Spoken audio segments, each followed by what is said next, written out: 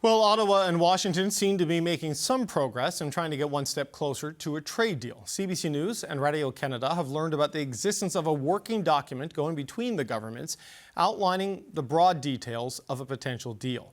Now, two sources said there is no expectation a deal will be reached before the G7 summit next week. Meanwhile, multiple outlets are reporting that Mexico could be close to its own deal with the United States on steel tariffs, which are currently at 50%.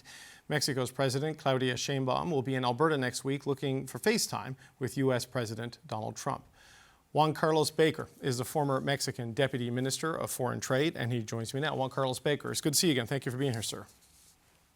David, good to see you again. Thank you for inviting me. It's difficult here in Canada to keep up with the changes on the Canada-U.S. dynamic, let alone the Mexico-U.S. dynamic. What is your sense on how close Mexico and the United States might be to some sort of an arrangement on steel tariffs right now? Well, allegedly, the deal seems to be rather close. There have been some reports, unconfirmed, of course, reports that details have been on the making for a few days now. And earlier this week, it was sort of leaked to the press that the deal was almost ready. Now, that this is happening, David, in Mexico, in sort of anticipation of what could be the beginning of the larger process of the USMCA review. And the feeling here in Mexico, at least to the people that I have spoken with, and based on my own analysis, I think that any flexibilities or any exemptions that Mexico or Canada, for that matter, can negotiate with the United States in this trade war, clearly those are welcome. But I am urging people, both in Mexico and in other places as well, not to lose sight of the fact that this is just a sort of a temporary solution. And in any case, we should be treating those exemptions as a step towards the full normalization of our trading relationship, which, as you and I have spoken before, it's been really under fire since Donald Trump came to the White House earlier this year.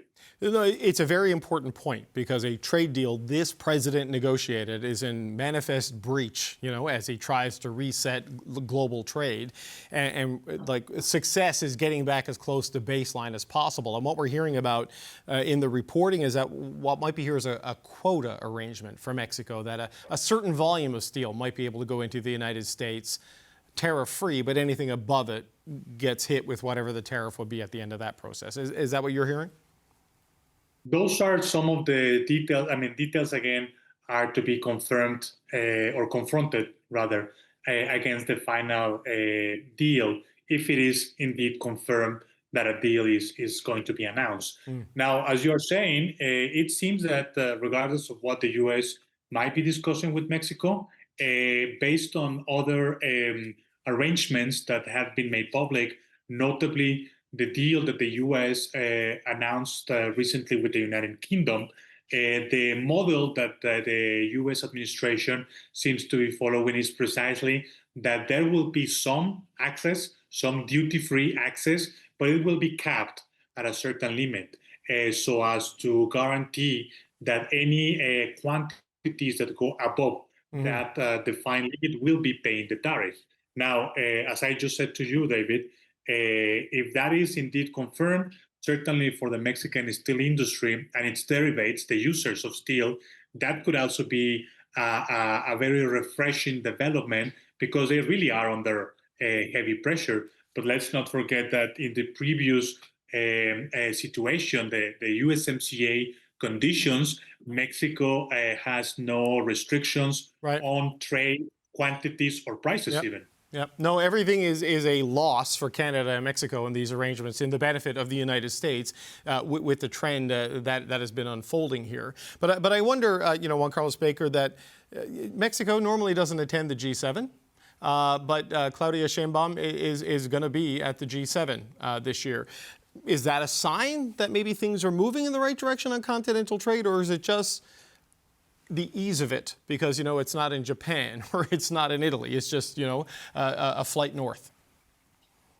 No, I think it's a very important message. And I think that the Prime Minister of Canada is clearly sending a signal there that as a host of the G7, he's using his prerogative to invite countries that, for whatever reason, Canada believes are important and critical for the discussion.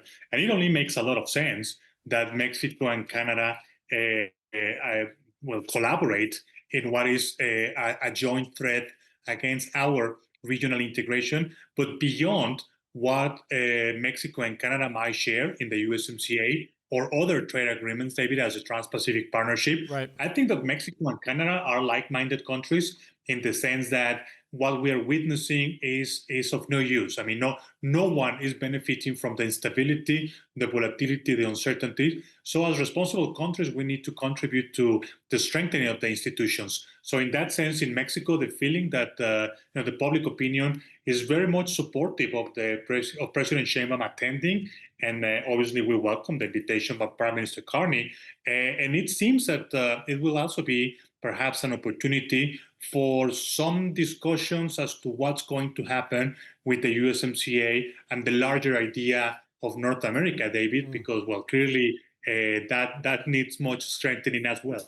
I think that's an understatement. Okay, well, look, we'll watch and see if there is a development next week, and maybe we'll check back in with you after the meeting in Canada. But you're right. I think Canada and Mexico are like-minded on this, that if you sign a trade deal, you should live up to the trade deal. But, maybe that's just me. Juan Carlos Baker, former Mexican Deputy Minister of Foreign Trade. Thank you, sir. Good to see you again. My pleasure. We'll see you soon. Thank you.